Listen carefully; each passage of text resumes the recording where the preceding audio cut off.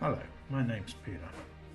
I've lived in Germany for some time, but while I was in England last time, I started to research my family, and for a while it became quite an obsession. I can just about remember my paternal grandfather, who I remember as always smiling or laughing. It's this side of the family that I would like to look at, and is the reason for my GoFundMe. My grandfather was one of 14 siblings. One of his brothers, Richard, volunteered to join the army, and as the story goes, he joined twice. The first time he wasn't quite 19, but lied when he went to sign up to the Loyal North Lancashire Battalion in Preston. His mother, my great-grandmother, found out and went to get him back. Later, when he reached the age of 19, he went to sign up again, and on the 15th of September 1914, he was taken in as private with regimental number of 2560.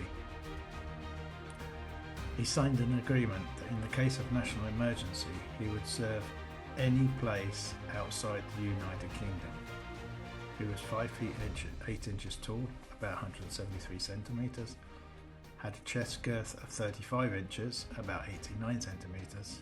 His eyesight was normal and his physical development was good. He'd been working in a mill at the time as a creeler and tended the creels to ensure they were full. All of my family in the early 20th century were working in various jobs in the mills of Lancashire. After training in Swindon and Sevenoaks, Richard was moved to Bedford and then further to Folkestone. There they joined the SS Onward and sailed to Boulogne-sur-la-Mer in France. They were then moved to Ostrahove, 2 kilometres distance. From this time on, I'd like to follow him on his journey. What surprised me with Richard's story is how much the battalion zigzagged its way across France without any apparent reason, but maybe communications were slow or changing needs on the line with the course.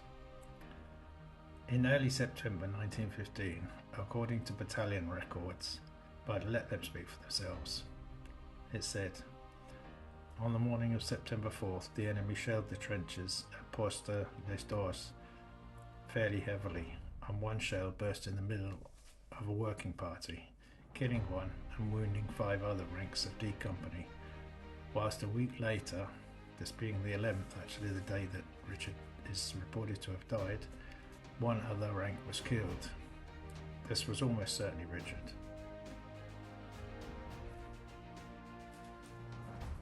He'd been in the army almost exactly 1 year and was 20 years old now. Richard was buried in the Rue Petillon Cemetery near Lille. He was awarded the 1914-15 Star, British War Medal and the Victory Medal. I wanted to do this journey with my father before he died, but because of family disagreements I wasn't able to. Now, 10 years later, I'd like to follow the route Richard took during this last year of his life and visit the grave where he now lies.